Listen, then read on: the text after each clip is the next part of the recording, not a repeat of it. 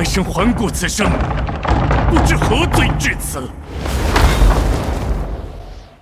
他以生命鎮守河西，卻被權謀之爭絞殺。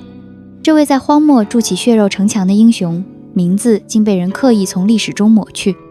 河皇就義，還有一位知交在等着我們，為他續寫未完的遺書。我是阮阮，讓我們一起還原張懷生完整的一生。在此生歸唐篇中，我們曾講過，張議潮組建歸義軍，收復河西諸州，卻在歸唐大業將近攻城之時，遭唐廷猜忌而入京為質，最終逝於長安。867年，張議潮入京為質前，委任侄子張懷生為歸義軍兵馬留後，總攬河西軍務。此後20餘年，張懷生率軍東征西討，抵禦外族侵擾，延續着叔父尚未完成的歸唐之願。然而歸義軍的壯大招致唐廷更深猜忌，朝廷始終拒受节度使金節，反而加速拆分歸義軍勢力，遏制其在河西的發展。至880年，張懷生实控範圍僅剩瓜沙2州。唐廷長期不受金節，其統轄權合法性備受質疑。內憂外患中，他一面抗擊回鶻與吐蕃瓦莫部落的夾擊，一面應對張懷鼎一系的權力對峙。890年，張懷生與夫人、陳氏及6子在沙州府衙遇害。史學界對其死因有5種猜想，幕後嫌疑人分別指向張議潮女婿所勳、張議潮親子、張懷鼎、張懷生庶子，幕後操縱的唐廷以及回鶻等外族勢力。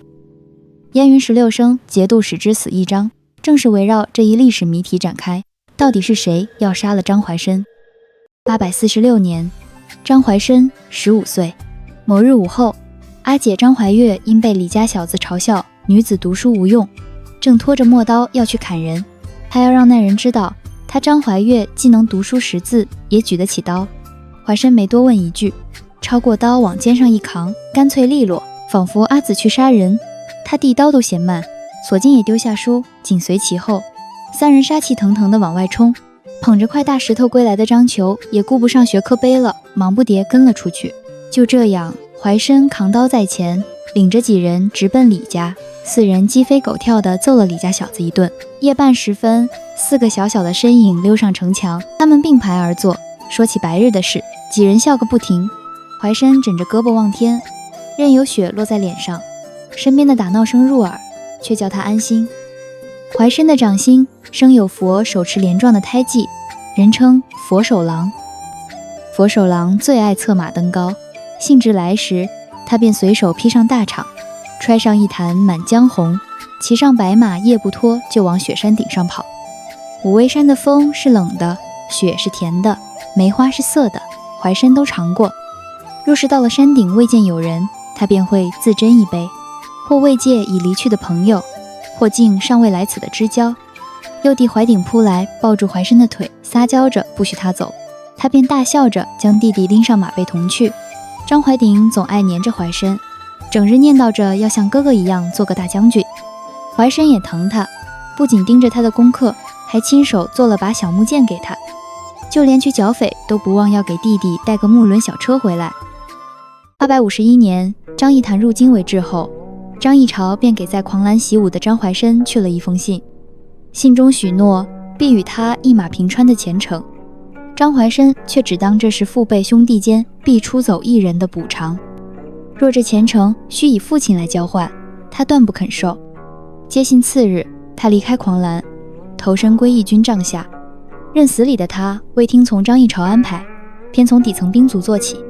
旁人只以為他是枚棄子，致使他在軍營中沒少受白眼與刁難。豈料數載磨礪，他憑赫赫戰功在軍中聲望日隆。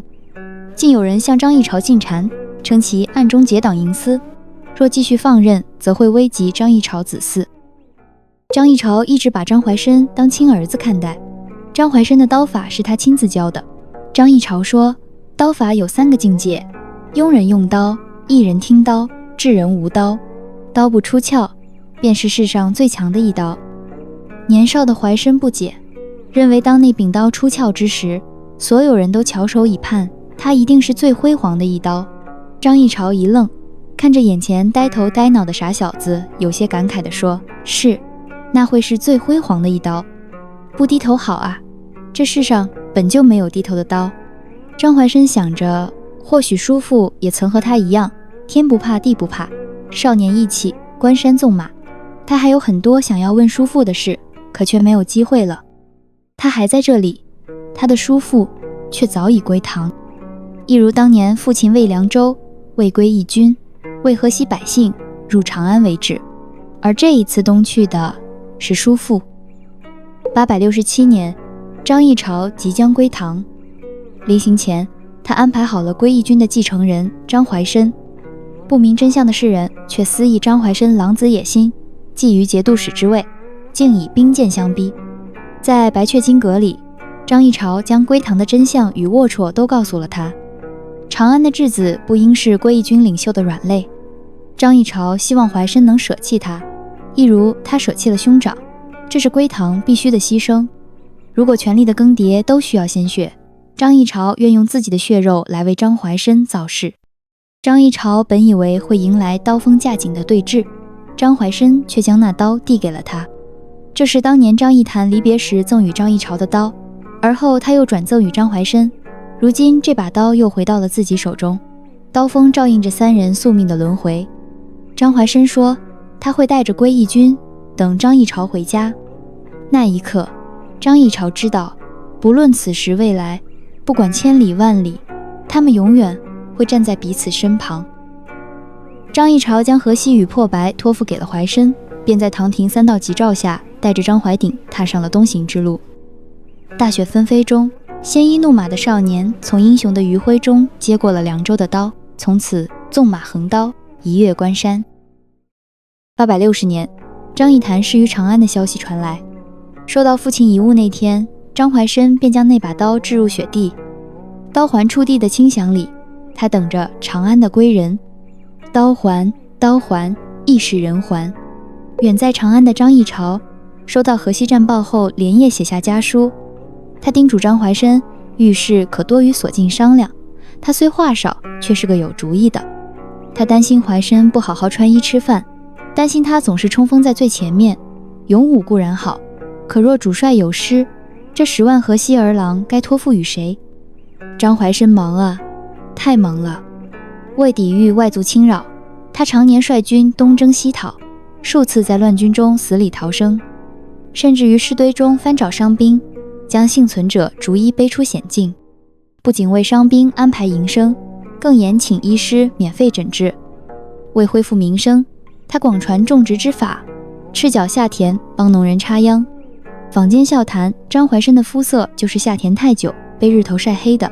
他還在涼州遍設佛手醫坊，治病施藥，不取分文。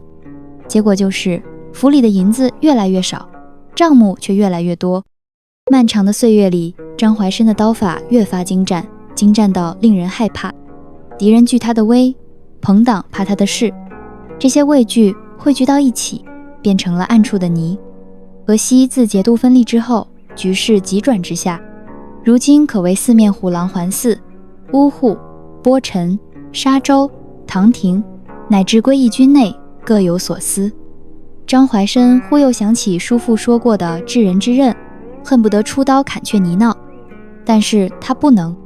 他明白，他這把刀已有了鞘，鞘在長安，叔父就是他的鞘。在那個治人無刀的故事裡，是鞘護了刀，但在他的故事裡，刀卻想保護鞘。他日復一日奏請長安授予金節，將自己的銳氣藏於鞘下。他想保護的那個人，到底還是成了他的軟肋。昔日的傲骨變為了囚禁自我的監牢。872年，叔父的死訊傳回涼州那日，全涼州的人都聽到了刀的悲鳴，人們見到了世上最輝煌的一刀，此後再也無刀。890年，一場祈福法會上，天空的東方突現一星，形似晨星，離地約6、7丈。有博識者認出這是五殘星，預兆着朝中大臣將遭誅殺之禍。張懷申只是淡然一笑，說道：“福禍取決於人，而非天命。”可未曾想，他竟真的在法會上遇刺，受了傷。事發之後，張懷申便從人們視野中消失了，對外只稱避禍養傷。好友張求前去打探，先後詢問張懷岳、索敬和張懷鼎，可他們或含糊其辭，或避而不見。眾人只知府中連日嚴以整治，卻始終不許人探視。張懷生被困在暗室已1月有餘，他並非是在躲避刺殺，而是中了慢性毒藥。此毒如復古之居，日深一日侵蚀着他的神智。這期間飲食湯藥全由所經一人操持，張懷鼎則每隔7日便差張懷岳前來探問虛實。這日，唐廷使臣們帶着聖旨到了涼州，為此所經在張府中張羅着宴會。這場接風夜宴最終卻成為各方勢力絞殺張懷生的刑場。第一方勢力是內亂的歸義軍，歸義軍內亂的本質是張懷生身邊親族勢力權力慾望的集體爆發。代表人物為索敬，遊戲二創角色，原型為張議潮女婿索勳。他不甘屈居張懷生之下，覬覦權力巔峰。張懷岳，遊戲二創角色，原型為索勳之妻，張議潮之女張氏。他不甘只做深宅婦人，欲奪歸義軍控制權，率叛軍圍困張府。張懷鼎，張議潮親子，他以嫡子正統為由爭奪節度使位。附從者們，見風使舵的佛僧，謀私的廚子大夫家僕等，共同推動悲劇。第二方勢力是烏戶等外族，張懷生是外族入侵河西的最大阻礙，被這些部族視其為眼中釘。代表人物為刺客，刺客是玉鹿圍鄉中阿依奴的哥哥阿迪爾，父親被烏戶老爺殺害後淪為奴隸，被灌毒藥脅迫刺殺張懷生。當他從盲僧處得知妹妹尚在人世，為求解藥不得不執行暗殺。第三方勢力是唐廷，代表人物是鍾公公和崔副使。安史之亂與黃巢起義之後，晚唐朝廷已成驚弓之鳥，忌憚張懷生治下歸義軍做大，欲除之而後快。唐廷使臣帶來了2道聖旨，一道冊封，一道賜死。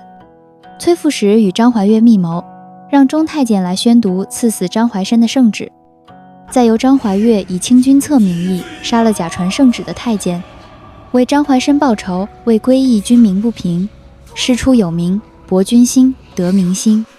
而崔副使則作證，宦官殘害忠良，保自己百年世家清流之名，忠君報國之心。鍾太監偷聽到後，為了活命殺了崔副使。為了脫罪，他將殺人之事嫁禍給了張懷生，謊稱是張懷生謀反弒臣，故奉詔賜死。煙花炸響，張府成為一片火海。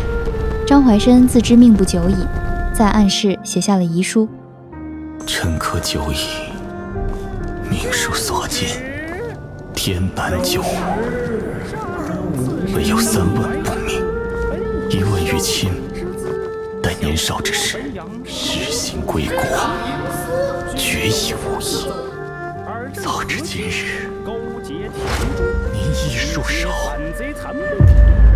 2問於君，我輩將大唐置於心，唐既於心，怎不見我輩肺腑，不見我輩赤膽？今朝殒命，